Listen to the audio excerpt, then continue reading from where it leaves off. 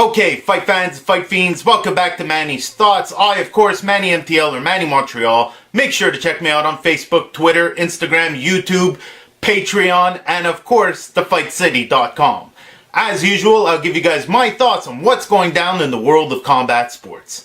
Let's get started.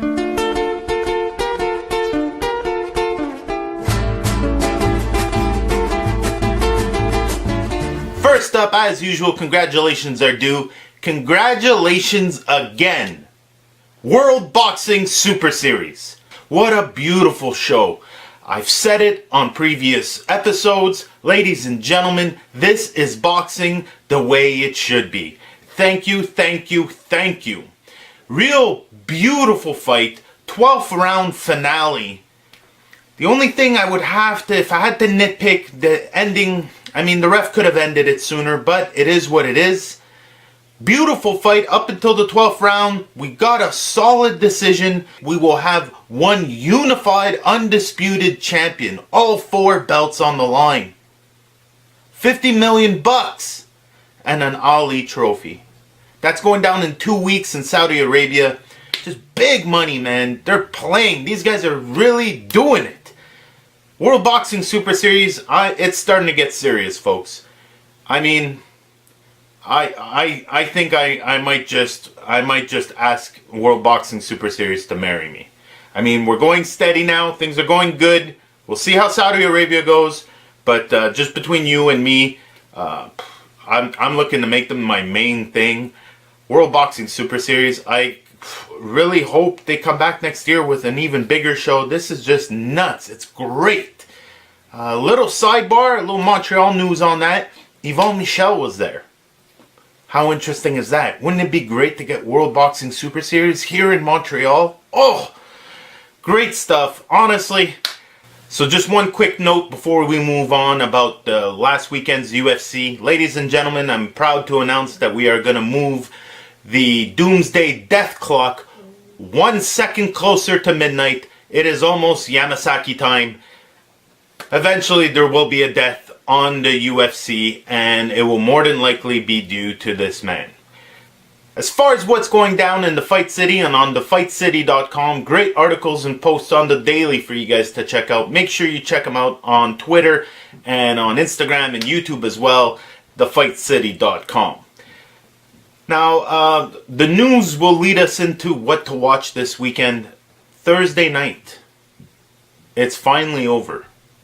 He said it's over. He was talking about maybe coming back for some sort of final fight against Anderson Silva, but now Anderson Silva just tested positive again, so it doesn't look good for him. Roy Jones Jr. finally calling it quits. I will say this, it's on his terms. It's co-promoted by his show. He got the whole thing being shown on Fight Pass, which I'm sure is a great money opportunity for him. He's got a okay opponent. There's worse ways for Roy Jones to go away. And here's hoping we still get something that we can be proud of. That being said, no matter what, Roy Jones was a great in the sport. A great of my generation.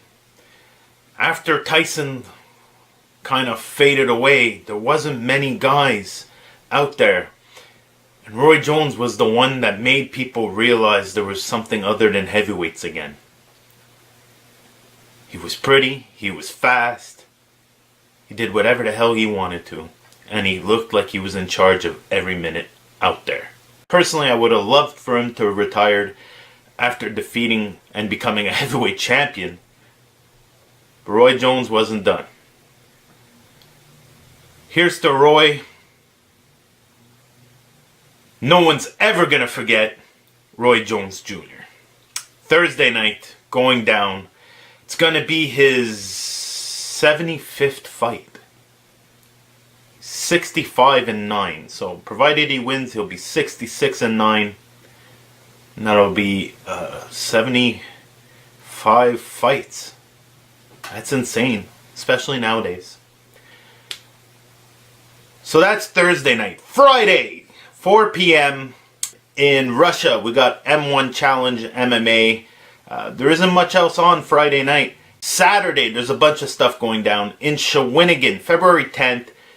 Don't worry if you can't make it out all the way to Shawinigan. Most of the card is going to be live and free on TV Espal. Great deal for Eye of the Tiger.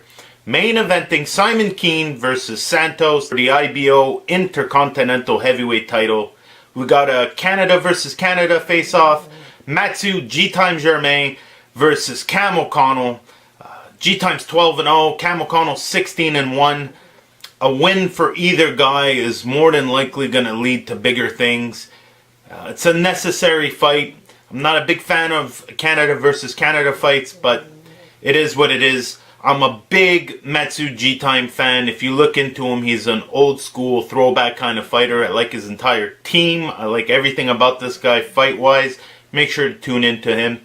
Also on that card making his return, Steven Butler. And they got him versus a guy named Gonzalez. It's a Mexican guy that had a really tough fight with Francis Lafreniere.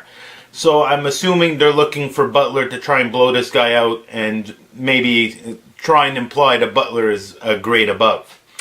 Also on that card before I move on, Jordan Balmier. This man will travel to fight. Check him out. Definitely one of the young contenders I am very hopeful for in the near future. Also, Kim Clavel. Exciting, fun, clean, beautiful boxing from this young woman. Make sure to check it out. So, also going down in Saturday in Mississauga, we got Lee Baxter Promotions back in action. You got a solid card. If you want to watch some clean boxing, you're out in Ontario, this is the place to go. You got Tyson Cave. This is a world championship level boxer you're going to get to see. Also, you got Alex Demagani.